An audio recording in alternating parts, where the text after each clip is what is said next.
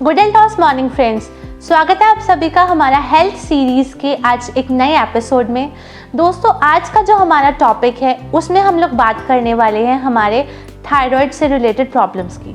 दोस्तों, थायराइड की बात करूं तो थायराइड एक हमारा बटरफ्लाई शेप्ड ग्लैंड होता है जो कि हमारे नेक के बेस में यानी कि हमारे इस एरिया में जो है वो प्रेजेंट होता है। दोस्तों, ये जो ग्लैंड है नो डाउट काफ़ी छोटा ग्लैंड है, बट इसका जो हमारी बॉडी के ऊपर इम्पैक्ट है, उसका असर है वो बहुत ज़्यादा बड़ा होता है। थायराइड हमारी बॉडी में बहुत सारे मेजर रोल्स प्ले करता है, जैसे कि आपके मेटाबॉलिज्म को रेगुलेट करता है, आपकी बॉडी में जो एनर्जी का प्रोडक्शन है यानी कि ऊर्जा का उत्पादन है उसको बढ़ाता है, एंड साथ ही साथ हमारी बॉडी के काफ़ी हार्मोन्स को बैलेंस करने के लिए ये बहुत ही ज़्यादा एसेंशियल ग्लैंड है। तो इसीलिए बोला जाता है कि बेशक सबसे छोटा है बट बहुत ही पावरफुल हमारी बॉडी का ग्लैंड है। सो दोस्तों, बात करूँ हमारे थायराइड ग्लैंड की तो ये मेजरली दो हार्मोन्स को प्रोड्यूस करता है, that is T3 and T4। T3 stand for thyroxine and T4 stand for triiodothyronine, right. So ये जो दो हार्मोन्स हैं ये हमारी बॉडी के बहुत सारे फंक्शंस को रेगुलेट करते हैं, जिसमें जो सबसे पहला फंक्शन है दैट इज योर मेटाबॉलिज्म, यानी कि ये जो हार्मोन्स है ये मेटाबॉलिज्म को बढ़ाते हैं। थायराइड ग्लैंड अगर हमारी बॉडी में उसका डिसबैलेंस हो जाता है तो ये हमारे मेटाबॉलिज्म के ऊपर इफ़ेक्ट करता है, यानी कि कितनी जल्दी हमारा जो खाना है वो डाइजेस्ट होता है, मेटाबोलाइज होता है, या फिर ये मेटाबॉलिज्म स्लोअर डाउन होकर हमारी बॉडी की जो डाइजेशन प्रक्रिया है उसको ये असर उसके ऊपर डालता है। नेक्स्ट जो मेजर फंक्शन है इसका that is growth and development. दोस्तों, ये हमारे जो बच्चे होते हैं उनकी फिजिकल ग्रोथ के लिए एसेंशियल होता है, एंड साथ ही साथ हमारी जो ब्रेन डेवलपमेंट या फिर पूरे के पूरे नर्वस सिस्टम को भी ये इम्पैक्ट करता है, यानी कि थायराइड ग्लैंड का बैलेंस में होना हमारे physical growth and mental development के लिए बहुत ज़्यादा एसेंशियल है। नेक्स्ट जो इसका फंक्शन है that is your body temperature, यानी कि ये हमारी बॉडी में हीट प्रोडक्शन को रेगुलेट करता है, जिससे हमारी बॉडी का जो डिज़ायर्ड टेम्परेचर है दैट इज़ अप्रॉक्सीमेटली 37 डिग्रीज, उसको ये मेंटेन करने में हमारी हेल्प करता है। अगर हमारा थायराइड ग्लैंड उसमें डिसबैलेंस हो जाता है या उसका लेवल अप एंड डाउन हो जाता है तो कहीं ना कहीं ये हमारी हार्ट रेट के ऊपर बहुत ज़्यादा इफेक्ट डालता है। इसके डिसबैलेंस होने की वजह से हमारा हार्ट रेट सडनली बढ़ जाता है, जिसका सीधा सीधा असर आपकी जो कार्डियोवैस्कुलर रिलेटेड प्रॉब्लम्स है उसके ऊपर पड़ता है। एंड इसका last and most important function, जैसे कि मैंने आपको बोला था, ये हमारी बॉडी में एनर्जी प्रोडक्शन भी करता है। तो डेफिनेटली अगर हमारी बॉडी के जो एनर्जी लेवल्स है उसको मेंटेन नहीं करेगा तो हमारी बॉडी कहीं ना कहीं बहुत ज़्यादा लो फील करेगी। तो on the whole thyroid gland हमारी बॉडी को एनर्जेटिक रखने के लिए भी बहुत ज़्यादा एसेंशियल रोल प्ले करता है। सो दोस्तों, अब बात करते हैं थायराइड डिसऑर्डर की। मेजरली 4 टाइप्स के डिसऑर्डर होते हैं। First is hypothyroidism. दोस्तों, इसके जो मेजर सिम्टम्स हैं वो होते हैं आपका फटीग, यानी कि आपकी बॉडी का थक जाना, आपका वेट गेन होना, यानी कि अनएक्सपेक्टेड आपका जो वेट है वो बढ़ना शुरू हो जाता है। Third one is cold intolerance, यानी कि जब भी ठंड होती है वो आपसे बर्दाश्त नहीं होती। चौथा, आपकी जो स्किन है वो ड्राई होना शुरू हो जाती है। फिफ्थ वन इज़ आपका जो हेयर लॉस है वो होना शुरू हो जाता है। एंड सिक्स्थ वन इज़ आप जो है वो डिप्रेशन का जो है वो शिकार होना शुरू हो जाता है, बिकॉज आपको सडनली इतने सारे सिम्टम्स आपकी बॉडी डेवलप करती है जो कि आपके दिमाग के ऊपर बहुत ज़्यादा स्ट्रेस डालते हैं, विच कैन ऑटोमेटिकली आपको जो है वो डिप्रेशन की तरफ ले जाता है। एंड दोस्तों, इसका जो मेजर कारण है हाइपोथायरॉयडिज्म होने का वो यही है कि जो आपका थायराइड ग्लैंड है वो इनसफिशिएंट, यानी कि जितनी ज़रूरत होती है उतने हार्मोन्स को जो है वो प्रोड्यूस नहीं कर पाता। तो वो हार्मोन्स का जो प्रोडक्शन है वो काफ़ी ज़्यादा कम होता है। एंड इसके अलावा एक बहुत मेजर रीज़न है हमारी बॉडी में आयोडीन की डेफिशिएंसी होना, जिसको हम हाशिमोटो डिजीज़ भी बोलते हैं। तो आयोडीन की डेफिशिएंसी या फिर हमारे T3 T4 हार्मोन्स का कम मात्रा में उत्पादन होना ये एक बहुत बड़ा कारण है जिसकी वजह से हमें हाइपोथायरॉयडिज्म जैसी प्रॉब्लम होती है। सो नेक्स्ट थायराइड डिसऑर्डर की बात करें तो दैट इज़ हाइपरथायरॉयडिज्म।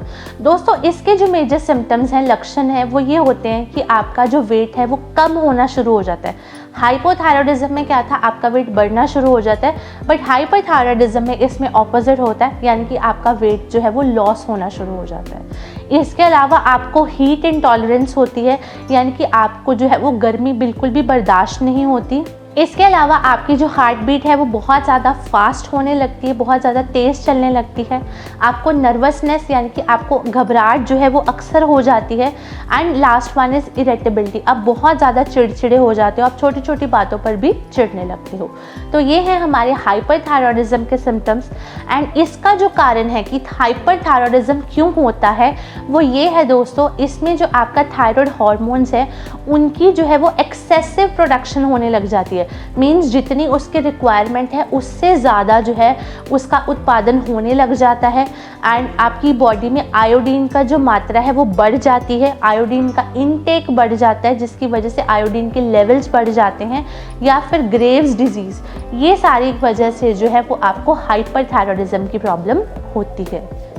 नेक्स्ट जो थायराइड डिसऑर्डर है that is your goitre.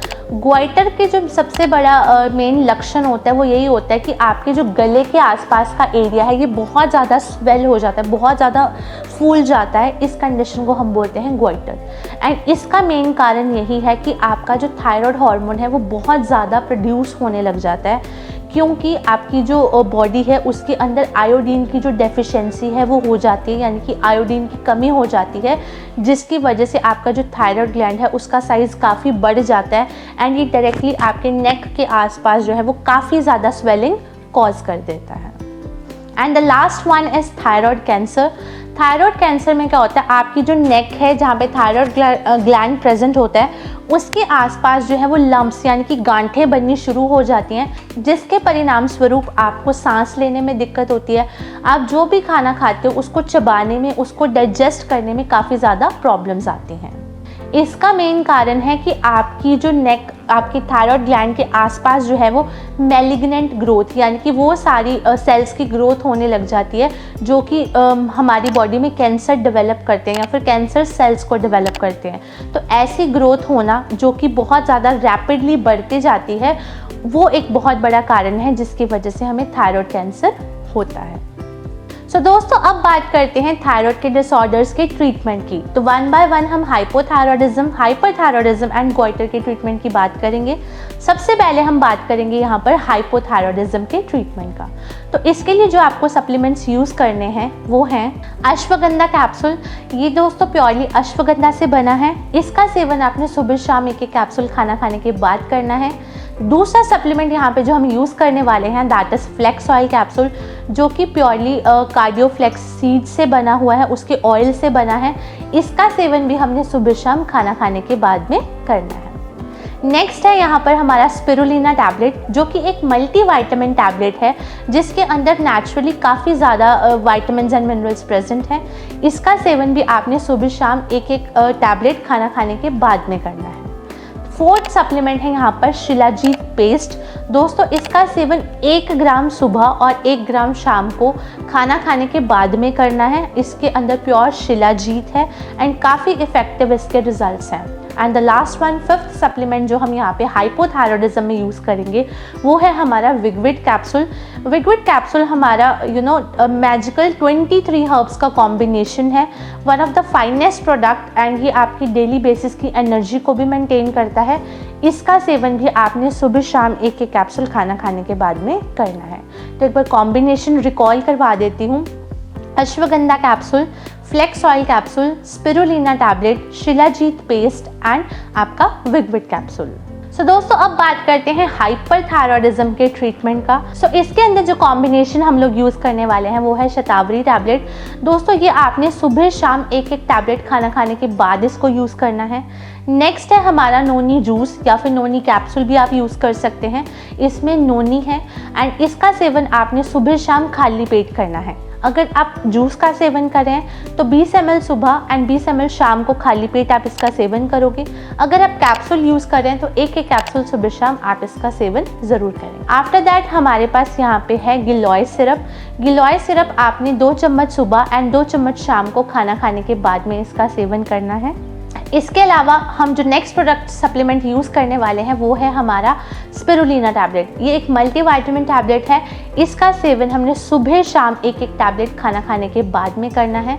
And last जो फिफ्थ सप्लीमेंट है वो है हमारा ओरी आंवला जेल, जो कि प्योरली आंवला से मिलके बना हुआ है। दोस्तों 20 ml सुबह एंड 20 ml शाम को खाली पेट इसका सेवन करेंगे। तो एक बार हाइपरथायरॉयडिज्म के भी मैं कॉम्बिनेशन आपको रिकॉल करवा देती हूँ। सो इसमें हम लोग यूज़ कर रहे हैं शतावरी टैबलेट, नोनी जूस या फिर capsule, spirulina tablet, giloy syrup and आपका ओरी आंवला जेल। तो ये कॉम्बिनेशन हम यूज़ करेंगे हमारे हाइपरथायरॉयडिज्म के ट्रीटमेंट में। सो अब जानते हैं कुछ टिप्स जो हमें यहाँ पर ज़रूर फॉलो करने हैं, क्योंकि थायराइड के केस में इन चीज़ों का ध्यान रखना सबसे ज़्यादा इम्पॉर्टेंट होता है, क्योंकि ये बहुत ईजीली एंड बहुत जल्दी हमारे जो ग्लैंड है उसको ट्रिगर कर देता है। सो सबसे पहला पॉइंट जो है वो यहाँ पर आपकी बैलेंस डाइट है। एंड यहाँ पर बैलेंस डाइट में आपको तीन मेजर वाइटामिन्स का ध्यान रखना है। दैट इज़ आपका आयोडीन, जिंक एंड सेलेनियम। इनका रेगुलर बेसिस पे पर्याप्त मात्रा में हमें सेवन ज़रूरी है। एंड ख़ास तौर पर हमारी जो क्रूसीफेरस वेजिटेबल्स होती हैं, जैसे कि ब्रोकली हो गई या फिर कैबेज यानी कि पत्ता गोभी होगी, सोया प्रोडक्ट्स हो गए, उनको हमें अवॉइड करना चाहिए। तो मेक श्योर जो चीज़ें अवॉइड करने वाली हैं वो आप ज़रूर नोट करें। सोया प्रोडक्ट्स, हमारा ब्रोकली हो गया या फिर हमारी कैबेज पत्ता गोभी होगी, इन चीज़ों को अवॉइड करना है। एंड रेगुलर एक्सरसाइज करनी है। थायराइड के केस में इसके स्पेसिफिक योगाज आते हैं, आपको उसको परफॉर्म करना है, या फिर आप नॉर्मली जो ब्रिस्क वॉकिंग है वो भी कर सकते हो, वो भी आपके लिए बहुत ज़्यादा बेनिफिशियल है। लास्ट पॉइंट है हमारा मैनेज स्ट्रेस। स्ट्रेस को मैनेज करना बहुत इंपॉर्टेंट है यहाँ पर, क्योंकि ये डायरेक्टली हमारी जो मेंटल एक्टिविटी है उसको इफ़ेक्ट करता है। एंड जितना ज़्यादा आपका जो नर्वस सिस्टम यहाँ पर इफ़ेक्ट होगा, उतना ज़्यादा आपका जो बॉडी है वो ट्रिगर होगी। तो कोशिश करें स्ट्रेस को अवॉइड करें, अपनी फेवरेट प्ले टाइम एक्टिविटीज़ को एंजॉय करें, ताकि आप स्ट्रेस से अपने आप को दूर रख पाएँ। सो दोस्तों ये थे इसके कुछ टिप्स जो हमें फॉलो करने हैं एंड मैंडेटरी फॉलो करने हैं अगर आपको थायराइड है। खास तौर पर इन चीज़ों को ज़रूर फॉलो करिए, अपना अच्छा डाइट लीजिए, अपनी अच्छी फिजिकल एक्टिविटी रखिए, देन डेफिनेटली आप बहुत जल्दी एंड बहुत अच्छे से अपने आप को इन चीज़ों से रिकवर कर पाएंगे। सो दोस्तों ये था हमारा episode about thyroid. I hope आपको हाइपोथायरॉयडिज्म, हाइपरथायरॉयडिज्म ये सारी चीज़ें बहुत अच्छे से क्लियर हुई होंगी। So thank you very much. जय हिंद, जय अल्टॉस।